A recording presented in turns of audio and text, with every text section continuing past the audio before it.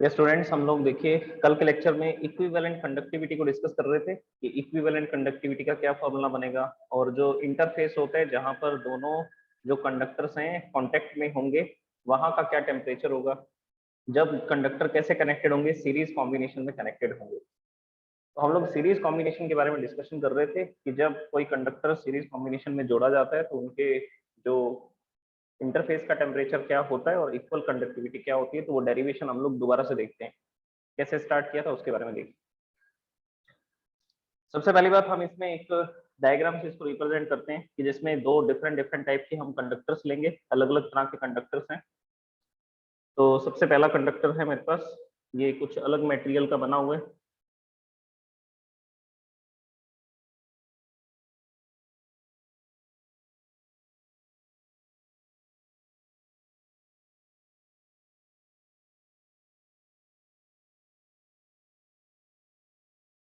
So this is the first conductor, और ये जो फर्स्ट कंडक्टर है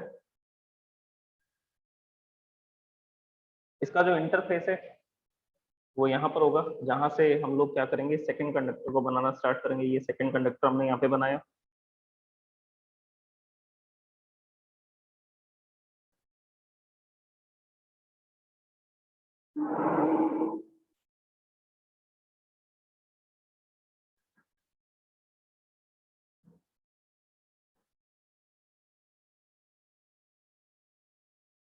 So this is the second conductor which is connected to this one, and here we will show the another faces of this conductor.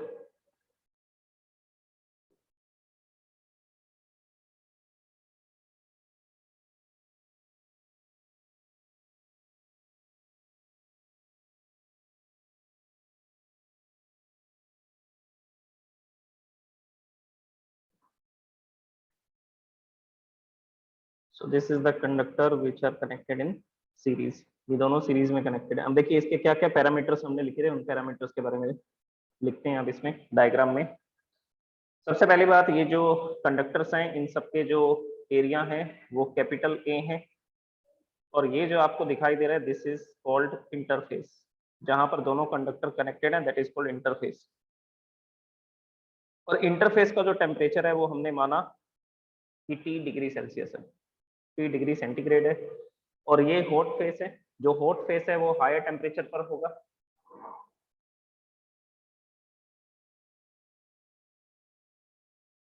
Okay, so this is the hot phase which is having temperature T1,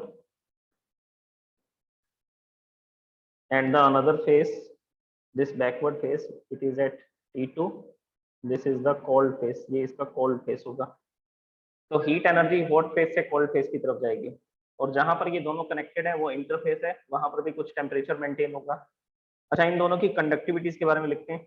जो first conductor है उसकी conductivity है K1, और second conductor जो है उसकी thermal conductivity है K2। Thermal conductivity का मतलब क्या होता है कि पर सेकंड वो कितनी हीट को ट्रांसफर करेगा पर यूनिट एरिया में से और पर डिग्री सेल्सियस टेम्परेचर डिफरेंस के कारण।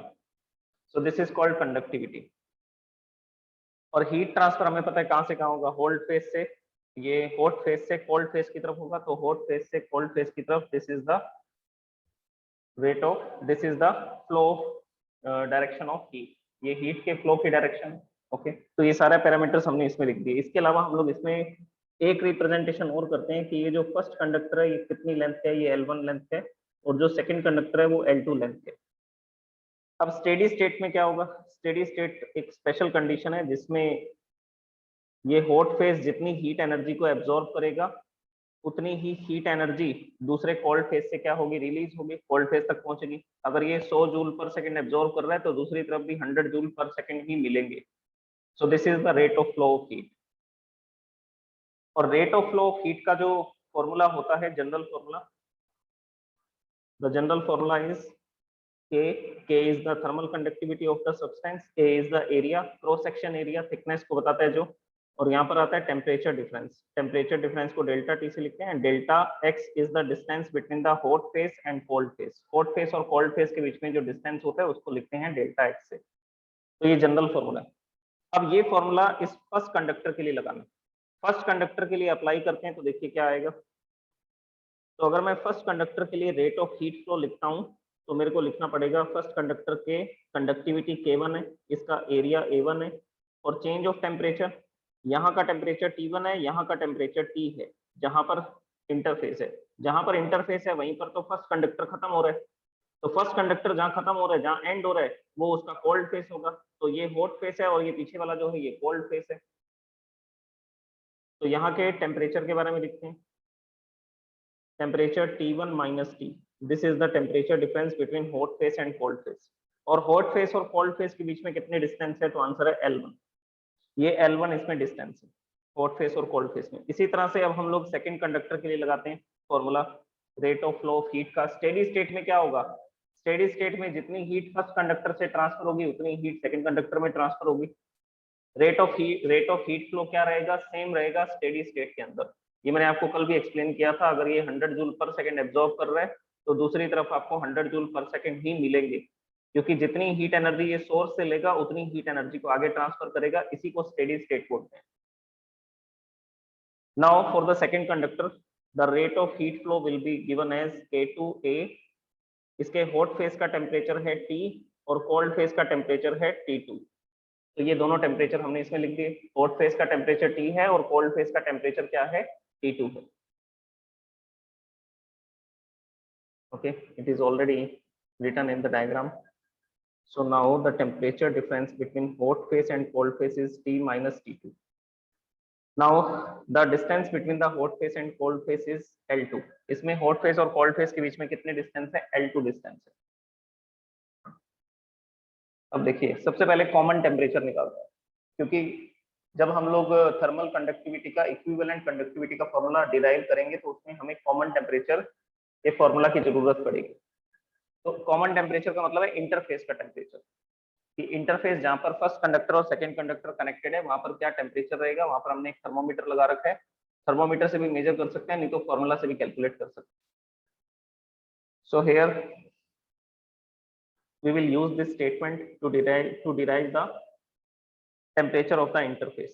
Now we will calculate temperature of interface, जिसको हम लोग किससे लिख रहे हैं, कैपिटल T से लिख रहे हैं। तो ये सबसे पहली कैलकुलेशन है इसके अंदर, और इसमें हम लोग इसी इक्वेशन का यूज करेंगे, ये first equation. So using first equation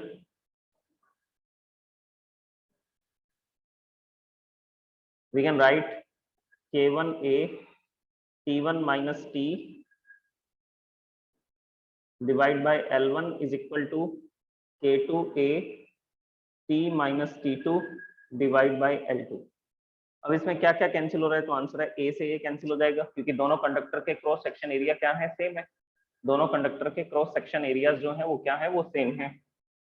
तो इसके बाद में अब नेक्स्ट स्टेटमेंट में देखिए, इसका मल्टीप्लाई कर देते हैं। ये K1 को T1 से और T से मल्टीप्लाई कर देते हैं। तो जैसे ही ब्रैकेट ओपन करेंगे K1 को मल्टीप्लाई करते ही ये बन जाएगा K1 T1 minus K1T divide by L1। और ये L1 को भी सेपरेटली लिख देते हैं, अलग अलग लिख देते हैं। So here it is divide by L1, और इक्वल टू में क्या रहेगा, इक्वल टू में रहेगा K2T minus K2T upon L2 minus K2T2 upon L2।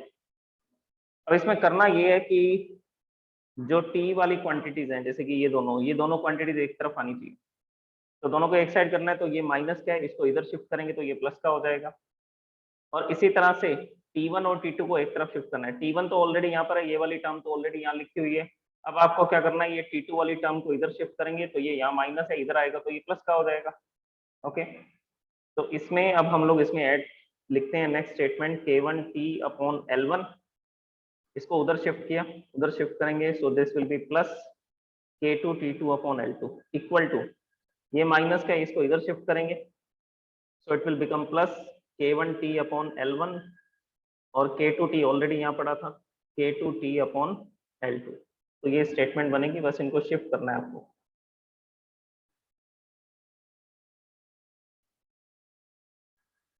Okay, अब इसमें से क्या कॉमन आ रहा है, तो आंसर है T कॉमन आ रहा है इसके अंदर से। ये देखिए ये T कॉमन है दोनों के अंदर से। So here we will write, इसका एलसीएम लेकर के सॉल्व कर लेते हैं। इसको एलसीएम लेंगे तो LCM will be L1/L2 and this will B, चलो नेक्स्ट स्टेटमेंट में लास्ट में करेंगे एक साथ एलसीएम पूरा, अभी इसको मैं एज इट इज लिख रहा हूँ। सो K1T/L1 प्लस K2T/L2, पहले करना चाहें तो पहले भी कर सकते हैं एलसीएम लेके सॉल्व, और इक्वल टू में क्या स्टेटमेंट रहेगी, इक्वल टू में आएगा K1/L1 प्लस K2/L2 और T यहाँ पर कॉमन आ गया।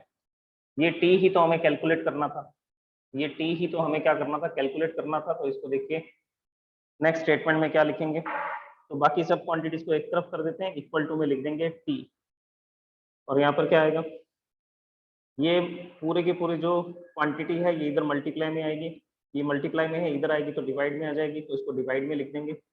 So here the next statement will be, next statement हम इसमें लिखते हैं, इसको थोड़ा नीचे करके लिखते हैं यहाँ पर here. Okay, so the quantity of upstairs, upstairs में आएगा K1T plus K2T2 divide by L1 and divide by L2। So this is the first quantity, और ये पूरी क्वांटिटी को इसके डिवाइड में लिखना है, तो इसको डिवाइड में लिखते हैं। डिवाइड में लिखेंगे तो ये आएगा K1/L1 प्लस K2/L2। अब एलसीएम लेकर के सॉल्व करते हैं अपस्टेयर्स की क्वांटिटी को भी और डाउनस्टेयर्स की क्वांटिटी को भी। So the temperature of the interface will be, upstairs में एलसीएम लेंगे तो एलसीएम आएगा L1 L2, और यहाँ पे क्या क्वांटिटी बनेगी, ये L1 से L1 कैंसिल हो जाएगा और L2 का मल्टीप्लाई इसके साथ होगा, तो यहाँ पर हम लोग लिखेंगे K1T1L2 प्लस K2T2L1। ये इसको सॉल्व किया। अब डाउनस्टेयर्स वाली क्वांटिटी को सॉल्व करते हैं। डाउनस्टेयर्स वाली क्वांटिटी क्या है, यहाँ पर भी एलसीएम L1 L2 आएगा, और फर्स्ट टर्म होगी K1L2, सेकेंड टर्म होगी K2L1। तो जहां पर भी K1 लिखा होता है उसके साथ में L2 आता है, और जहां पर भी K2 लिखा होता है उसके साथ में L1 आता है। ये देख लीजिए, यहाँ K1 लिखा हुआ है तो इसके साथ L2 है, K2 लिखा हुआ है तो L1 है। तो इन फॉर्मूलाज में ये आपको ध्यान रखना है। अब क्या कैंसिल हो रहा है, तो आंसर है L1 L1 L2 L1 L2, ये कैंसिल हो जाएगी। अब क्या बचेगा कॉमन, ये इंटरफेस के टेम्परेचर का फॉर्मूला, इंटरफेस के टेम्परेचर का फॉर्मूला होगा K1T1L2 plus K2T2L1 divide by K1L2 and K2L1। So this is the formula of the temperature of the interface। तो इंटरफेस का टेम्परेचर इस फॉर्मूला से कैलकुलेट कर सकते हैं, आपको एक्सपेरिमेंट करके देखने की जरूरत नहीं पड़ेगी, फॉर्मूला से डायरेक्ट हम लोग इसको सॉल्व कर सकते हैं। तो सबसे पहले इंटरफेस के टेम्परेचर का फॉर्मूला बना लिया। अब ये फॉर्मूला बनाने के बाद हम लोग रेट ऑफ हीट फ्लो का एक फॉर्मूला और बनाते हैं, और रेट ऑफ हीट फ्लो का फॉर्मूला बनते ही फिर हम लोग आ जाएंगे इक्विवेलेंट कंडक्टिविटी पर, फिर आएंगे इसके कुछ स्पेशल केसेस। तो देखिए नेक्स्ट हम लोग इसमें सॉल्व करते हैं। This is the temperature of interface, temperature of interface, interface का टेम्परेचर है, इसको सेकंड इक्वेशन लिख देते हैं। ओके, अब देखिए फिर से हमें फर्स्ट इक्वेशन का यूज करना है, ये थी first equation, this is the first equation. इसका यूज करते हुए हम लोग क्या करेंगे, रेट ऑफ हीट फ्लो का फॉर्मूला बनाएंगे। एक फॉर्मूला और बनेगा रेट ऑफ हीट फ्लो का, तो उस फॉर्मूला को हम लोग लिखते हैं।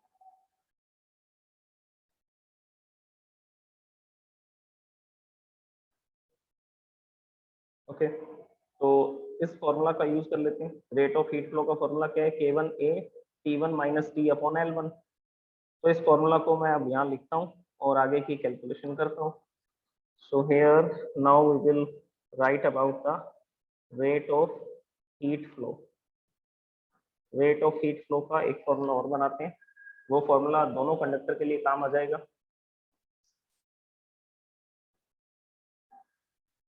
जनरल फॉर्मूला क्या है, जनरल फॉर्मूला है H is equal to K1A T1 minus T divide by L1।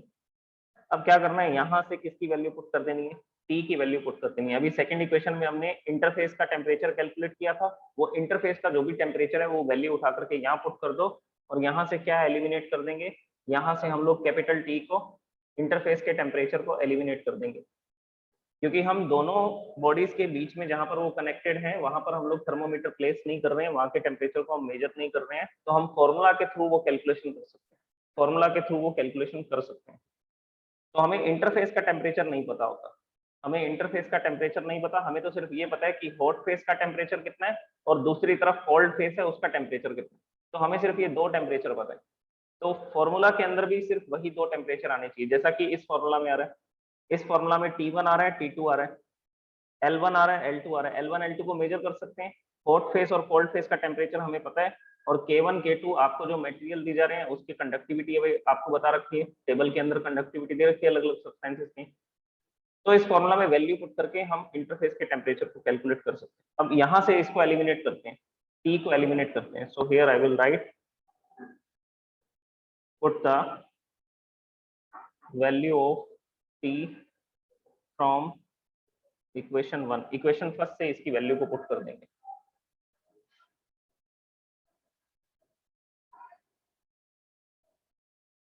Okay, now we are putting the value.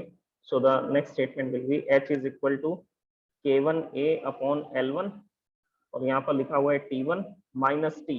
T की वैल्यू क्या है? T की वैल्यू इक्वेशन फर्स्ट में लिखी हुई है, ये वैल्यू एज इट इज लिख देते हैं। So this will B K1 T1 L2 plus K2 T2 L1 divide by K2 divide by K1 L2 plus K2 L1। So this is the formula. लेकिन इसको आपको ब्रैकेट में लिखना पड़ेगा, bracket में नहीं लिखेंगे तो क्या होगा, यहाँ पर माइनस सिंबल आ रहा है, अगर आपने ब्रैकेट ओपन कर रखा है तो इसको भी माइनस में लिखना पड़ेगा, इसको भी माइनस में लिखना पड़ेगा। तो अभी हम लोग क्या कर रहे हैं, इसको ब्रैकेट में लिखते हैं और पहले इसको सॉल्व करेंगे और जो जो क्वांटिटीज प्लस की है प्लस में लिखेंगे, जो माइनस की है उसको माइनस में लिखेंगे। So here we are putting a bracket for this value. अब इसको सॉल्व करना है, एलसीएम लेते हैं। एलसीएम क्या आएगा, K1 L2 K2 L1, जो डाउन स्टेयर्स में लिखा हुआ है वही तो एलसीएम है। नेक्स्ट स्टेटमेंट में हम लोग लिखेंगे K1A upon L1। Now LCM will be K1 L2 plus K2 L1। अब ये K1 L2 K2 L1 ये इसके डिवाइड में तो है नहीं, तो इससे मल्टीप्लाई करना पड़ेगा। इससे मल्टीप्लाई करेंगे तो क्या आएगा, T1 का मल्टीप्लाई कर दो इससे भी और इससे भी, दोनों से मल्टीप्लाई कर देंगे। दोनों से मल्टीप्लाई करेंगे तो ये नेक्स्ट टर्म आएगी K1 L2 T1 plus K2 L1 T1। अब आएगा माइनस, ये टर्म इससे कैंसिल हो जाएगी और जो अपस्टेयर्स में टर्म लिखी हुई है वो एज इट इज हम लोग यहाँ लिख देंगे। लेकिन जैसे ही ब्रैकेट ओपन करेंगे ये वाली टर्म भी नेगेटिव लिखेंगे, ये वाली टर्म भी नेगेटिव लिखेंगे। तो बस ब्रैकेट ओपन करके आपको इन टर्म्स को लिखना है, नेगेटिव में लिख देना है K1 T1 L2 minus K2 T2 L1। अब क्या क्या कैंसिल हो रहा है इसमें, इसमें क्या क्या कैंसिल हो रहा है क्लियरली विजिबल है। ये वाली टर्म देखिए K1 T1 L2, K1 T1 L2 और K1 T1 L2, तो ये दोनों टर्म कैंसिल हो रही है। इन दोनों टर्म, ये दोनों टर्म सेम है, ये कैंसिल हो जाएंगे। अब इसमें क्या बचा, इसमें क्या कॉमन आ रहा है, K2 L1, इसमें भी K2 L1 है तो ये कॉमन आ जाएगा और क्या रह जाएगा T1 माइनस T2। अब नेक्स्ट टर्म को पहले मैं लिख देता हूँ, फिर हम लोग इसमें कॉमन लेते हैं, क्या टर्म आएगी उसको देखते हैं फिर।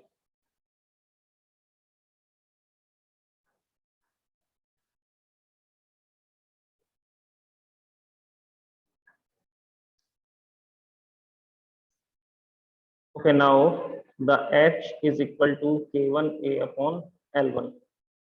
अब क्या क्या टर्म यहाँ पर लिख सकते हैं हम, यहाँ लिखेंगे K2 L1 T1 minus K2 L1, इनको एक साथ लिख देते हैं।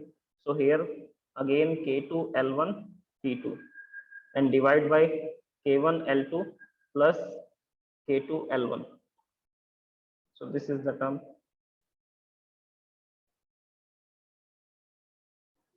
अब इसमें जो कॉमन आ रहा है उसको कॉमन ले लेते हैं और ये heat rate of heat flow का फॉर्मूला बन जाएगा बस। So here the next statement will be K1A upon L1 and K2 L1 T1 minus T2, ये कॉमन ले लिया दोनों में से तो T1 माइनस T2 रह गया और divide by K1 L2 plus K2 L1। अब क्या कैंसिल हो रहा है, ये L1 डिवाइड में है, ये L1 मल्टीप्लाई में है, तो ये क्या हो जाएंगे, कैंसिल हो जाएंगे। तो ये L1 से L1 कैंसिल हो गया। कैंसिल होने के बाद जो फॉर्मूला बना वो रेट ऑफ हीट फ्लो का फाइनल फॉर्मूला। तो रेट ऑफ हीट फ्लो इससे भी कैलकुलेट किया जा सकता है। ये K1 और ये K2 दोनों को एक साथ लिखते हैं, मल्टीप्लाई में तो एक साथ लिख सकते हैं, आगे पीछे लिख सकते हैं इसको K1 K2 into A and here यहाँ पर और क्या है T1 माइनस T2, तो यहाँ लिखेंगे T1 minus T2 divide by K1 L2 plus K2 L1। So again this is the formula of rate of heat flow. अब रेट ऑफ हीट फ्लो का फॉर्मूला एक तो फर्स्ट इक्वेशन में बना रखा है हमने, और एक हमने यहाँ पर बनाया सेकेंड इक्वेशन के अंदर भी इसका फॉर्मूला बनाया। तो बेसिकली हमारे पास रेट ऑफ हीट फ्लो के दो फॉर्मूला हो चुके हैं, एक फॉर्मूला फर्स्ट इक्वेशन में है और एक फॉर्मूला ये सेकंड इक्वेशन में है। दोनों को इक्वल रख देते हैं, दोनों को इक्वल रखते ही जो जो क्वांटिटीज कैंसिल होंगी वो कैंसिल हो जाएंगी, और बाकी का जो हम लोग इक्विवेलेंट कैपेसिटी इक्विवेलेंट कंडक्टिविटी का फिर क्या बन जाएगा, फॉर्मूला बन जाएगा। अच्छा, इसमें अब एक स्पेशल केस और देखिए। अब हम लोग ऐसा मानते हैं कि जैसे जो मैंने डायग्राम बनाया था उसमें वो पूरा कंडक्टर एक ही, जो ये दो कंडक्टर कनेक्टेड थे, ये दोनों कंडक्टर मिलकर के एक ही कंडक्टर के बराबर काम करते हैं, क्योंकि अल्टीमेटली इनको सीरीज में जोड़ने पर कोई फर्क नहीं पड़ा। आप 100 जूल पर सेकेंड यहाँ पर एनर्जी दे रहे हैं, यहाँ पर आप 100 जूल पर सेकेंड दे रहे हैं, तो दूसरी तरफ से भी 100 जूल पर सेकेंड एनर्जी ही मिल रही है। तो ये पूरा जो सिस्टम था, ये पूरा सिस्टम एक ही कंडक्टर की तरह काम कर रहा है। वैसे तो इसमें दो कंडक्टर जोड़े थे हमने, लेकिन ये पूरा सिस्टम एक ही कंडक्टर की तरह काम कर रहा है। तो उस केस में इक्विवेलेंट कंडक्टिविटी क्या आएगी, तो मैं इसके लिए अब देखिए एक डायग्राम एक्सप्लेन करता हूँ आपको, फिर उससे जो फॉर्मूला बनेगा उसको हम लोग सेकंड इक्वेशन के इक्वल में रख देंगे, और फिर आ जाएगा इक्विवेलेंट कंडक्टिविटी का formula. So now we will assume that this combination will work as a single conductor। ये जो कंडक्टर का कॉम्बिनेशन है ये कैसा काम कर रहा है, ये एक ही कंडक्टर की तरह काम कर रहा है। जहां पर हॉट फेस का टेम्परेचर T1 है, कोल्ड फेस का टेम्परेचर T2 है। Let conductivity of this combination is capital K। तो इस कॉम्बिनेशन की कंडक्टिविटी K है, मतलब कि पूरा कंडक्टर की कंडक्टिविटी हम लोग K मान रहे हैं। उसके अलावा इसका जो क्रॉस सेक्शन एरिया है, वो क्रॉस सेक्शन एरिया आपको पता है कितना लिया था हमने, A था, वो तो चेंज किया नहीं। अब दोनों कंडक्टर को जब हमने सीरीज में कनेक्ट किया तो वो ऐसा बिहेव करते हैं कि जैसे एक ही कंडक्टर के अंदर हीट फ्लो हो रही है। So here we will write let the equivalent conductivity of the combination, इस कॉम्बिनेशन की equivalent conductivity is capital K। then we will apply the formula of rate of heat flow। अब इस diagram के लिए rate of heat flow का formula लगाना है। क्या फॉर्मूला होता है, के a temperature difference between hot face and cold face divide by, ये लेंथ कितनी है, ये लेंथ है L1 प्लस L2। दोनों कंडक्टर को हमने ऐड कर दिया, दोनों कंडक्टर की लेंथ कितनी है L1 प्लस L2। तो यहाँ पर डिवाइड बाय आता है हॉट फेस और कोल्ड फेस के बीच में डिस्टेंस, तो हॉट फेस और कोल्ड फेस के बीच में डिस्टेंस है L1 प्लस L2। तो इक्विवेलेंट कंडक्टिविटी के लिए ये फॉर्मूला लगेगा जब हम ये मानेंगे कि ये दोनों कंडक्टर मिलकर के एक ही कंडक्टर के इक्विवेलेंट वर्क करते हैं, तो उस समय पर हम लोग इस फॉर्मूला को अप्लाई करेंगे। तो ये इक्विवेलेंट कंडक्टिविटी का ये फॉर्मूला बन गया। अब इसको हम लोग इक्वेशन थर्ड लिख देते हैं। तो इक्वेशन सेकंड भी रेट ऑफ हीट फ्लो को बता रही है जिसमें दोनों कंडक्टर कनेक्टेड है, और इक्वेशन थर्ड भी रेट ऑफ हीट फ्लो को बता रही है जिसमें हम ऐसा मान रहे हैं कि दोनों कंडक्टर मिलकर के एक ही कंडक्टर की तरह काम कर रहे हैं। तो इस केस में हम लोग लिखेंगे using equation first and second, using equation second and third, both are giving the value of heat conductivity. दोनों ही rate of flow of heat की वैल्यू को बता रहे हैं। So this is also H, ये भी H के बारे में बता रहा है, ये भी H के बारे में बता रहा है, सेकंड और थर्ड इक्वेशन दोनों, तो दोनों को इक्वल रखते हैं। तो पहले थर्ड इक्वेशन की वैल्यूज को लिखते हैं। थर्ड इक्वेशन की वैल्यूज हैं K A T1 minus T2 divide by L1 plus L2 equal to equation second में हमने लिखा था K1 K2 A T1 minus T2 divide by K1 L2 plus K2 L1। अब इसमें क्या क्या कैंसिल हो रहा है देख लो। एक तो ए से ए कैंसिल हो जाएगा, T1 माइनस T2 से T1 माइनस T2 कैंसिल हो जाएगा, तो इनको हमने कैंसिल कर दिया। अब क्या क्या क्वांटिटीज बच गई। अच्छा, हमें फॉर्मूला किसका बनाना है, तो आंसर है इक्विवेलेंट कंडक्टिविटी का फॉर्मूला बनाना है, इक्विवेलेंट कंडक्टिविटी का के का फॉर्मूला बनाना है। तो इसका फॉर्मूला बनाने के लिए हम लोग क्या करेंगे, इसको यहाँ पर छोड़ देंगे, बाकी क्वांटिटीज को दूसरी तरफ। बाकी कौन सी क्वांटिटीज है, L1 और L1 प्लस L2 ही तो है डिवाइड में, इसको दूसरी तरफ शिफ्ट करना है, बस फॉर्मूला बन गया। तो इक्विवेलेंट कंडक्टिविटी का फॉर्मूला क्या होता है, K इज इक्वल टू, ये यहाँ पर क्या है K1 K2, ये L1 L2 इधर जाएगा तो मल्टीप्लाई में आ जाएगा, क्रॉस मल्टीप्लाई करेंगे, ये इधर डिवाइड में था तो हमने इसको इधर शिफ्ट किया, ये हो गया L1 plus L2 divide by क्या है, ये रहा divide by K1 L2 and K2 L1. So this is the formula of equivalent conductivity of series combination. तो सीरीज कॉम्बिनेशन की जो इक्विवेलेंट कंडक्टिविटी होती है उसका ये फॉर्मूला होता है। So here we will write this is the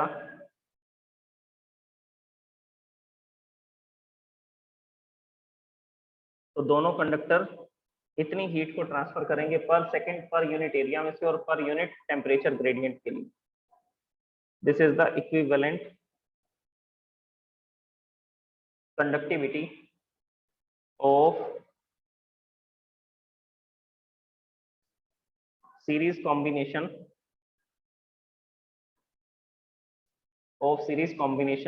of two conductors। तो ये इक्विवेलेंट कंडक्टिविटी का फॉर्मूला बन गया। अब इस डेरिवेशन में हमने क्या क्या डिस्कस किया, इस डेरिवेशन में हमने डिस्कस, सबसे पहले फिर से देख लीजिए क्या क्या डिस्कशंस किए थे हमने। सबसे पहले इस डायग्राम को डिस्कस किया था जिसमें दो कंडक्टर आपको कनेक्टेड दिख रहे हैं।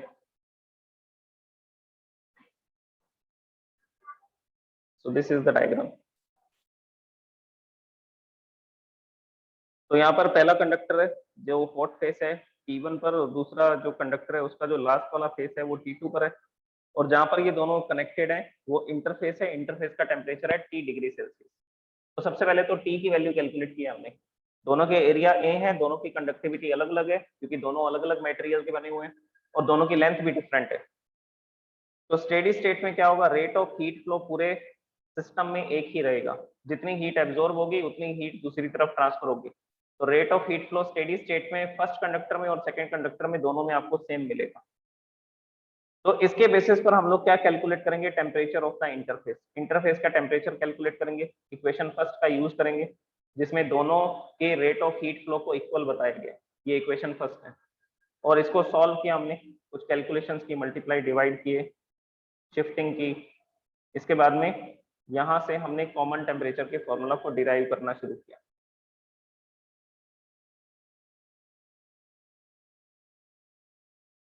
तो ये कॉमन टेम्परेचर का फॉर्मूला यहाँ पर जाकर के हमने डिराइव कर दिया। इसके बाद में हमने कैलकुलेट किया रेट ऑफ हीट फ्लो।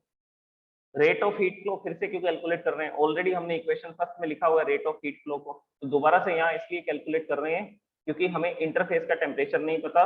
तो हम लोग क्या करेंगे, इस फॉर्मूला में से किसको एलिमिनेट करेंगे, इस फॉर्मूला में से ये इंटरफेस के टेम्परेचर को एलिमिनेट करेंगे। तो इसको एलिमिनेट करने के लिए इक्वेशन फर्स्ट से इंटरफेस के टेम्परेचर की वैल्यू इसमें पुट करेंगे, और वैल्यू पुट करने के बाद ये कैलकुलेशन हमने शुरू कर दी। कैलकुलेशन की, जो जो क्वांटिटीज कैंसिल हो रही हैं उनको कैंसिल किया, जो कॉमन आ रहा है उसको कॉमन लिया, फिर जो कैंसिल हो रहा है उसको कैंसिल किया। ये L1 से L1 कैंसिल है जैसे इस इक्वेशन के अंदर, और ये किसका फॉर्मूला बन गया, ये फॉर्मूला बन गया रेट ऑफ हीट फ्लो का। अब इस फॉर्मूला में आप मेरे को ये बताइए, क्या कहीं पर भी यहाँ पर इंटरफेस के टेम्परेचर के बारे में बात की जा रही है क्या, आंसर है नो। आपको सिर्फ क्या पुट करना है, आपको इसमें सिर्फ कंडक्टिविटी पता होनी चाहिए दोनों कंडक्टर्स की, दोनों कंडक्टर्स की कंडक्टिविटी K1 K2 की वैल्यू पुट करनी है, और एरिया हम लोग मेजर कर लेंगे लेंथ इनटू ब्रेथ से। अगर सिलेंड्रिकल वायर होती है तो उस केस में रेडियस इसकी पता कर लेंगे, रेडियस पता करते ही हम 4πr², रेडियस पता करते ही हम लोग क्या करेंगे, πr² फॉर्मूला लगाएंगे और इसकी थिकनेस बता सकते हैं, क्रॉस सेक्शन एरिया बता सकते हैं। तो अगर कंडक्टर ऐसा होता, सिलेंड्रिकल कंडक्टर आपस में कनेक्टेड होते सीरीज में, ये पहला कंडक्टर है, इसके बाद में यहाँ पर ये दूसरा कंडक्टर, इसमें ये कनेक्टेड है, तो अगर ऐसा होता तो यहाँ का एरिया कैसे कैलकुलेट करते, यहाँ का एरिया कैलकुलेट करते पाई आर स्क्वायर से। हमने डायग्राम में कैसा कंडक्टर लिए, क्यूबिकल कंडक्टर लिए, क्यूबिकल लिए तो उसका जो क्रॉस सेक्शन है वो लेंथ इंटू ब्रेथ से आएगा। ओके, तो इस फॉर्मूला में T1 T2 आ रहा है, हॉट फेस और कोल्ड फेस का टेम्परेचर आ रहा है, कंडक्टिविटी आ रही है और लेंथ आ रही है, और ऐसी कोई भी क्वांटिटी नहीं आ रही जो हमें पता ना हो। इंटरफेस का टेम्परेचर नहीं आ रहा है इस फॉर्मूला में। इसके बाद में एक कंडीशन हमने अप्लाई की, हमने ऐसा माना कि पूरे अगर हमें ये ऑब्जर्वेशन मिल रही है कि रेट ऑफ हीट फ्लो पूरे कॉम्बिनेशन में एक ही रहता है, रेट ऑफ हीट फ्लो पूरे कॉम्बिनेशन में अगर एक ही रहता है, तो हम ऐसा मानते हैं कि ये पूरा जो कॉम्बिनेशन है वो एक कंडक्टर की तरह बिहेव करता है, एक सिंगल कंडक्टर की तरह बिहेव करता है। तो उसके बेसिस पर हमने ये डायग्राम बनाया, डायग्राम बना करके लिखा कि इक्वल कंडक्टिविटी फिर ये होगी इस केस में।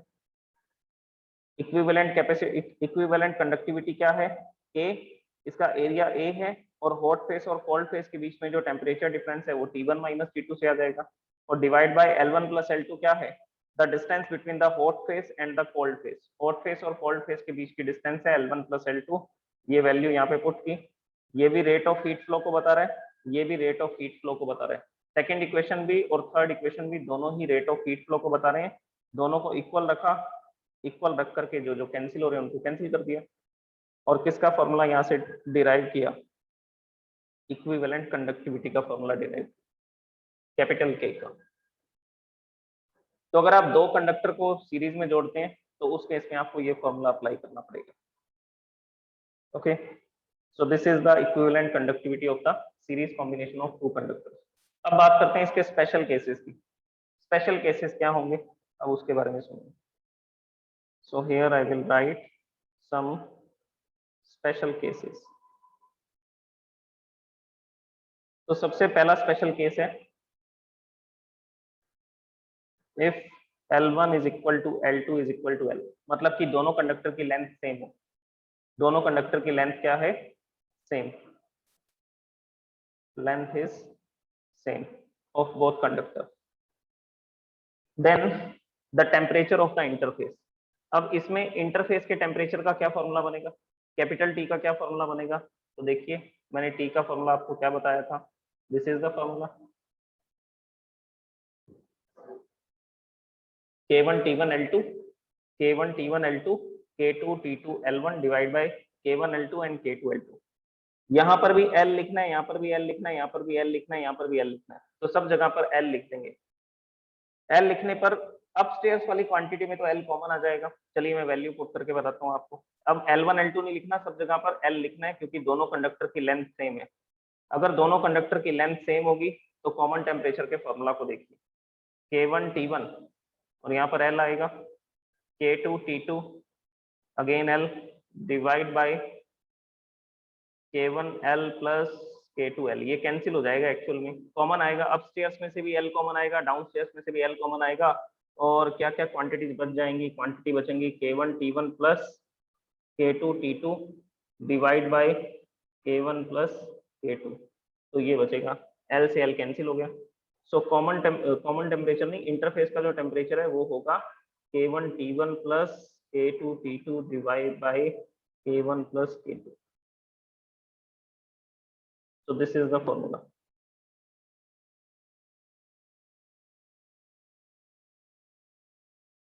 Temperature of interface. अच्छा, अब हम लोग बात करते हैं कंडक्टिविटी के। इक्विवेलेंट कंडक्टिविटी का क्या फॉर्मूला बनेगा, सो इक्विवेलेंट कंडक्टिविटी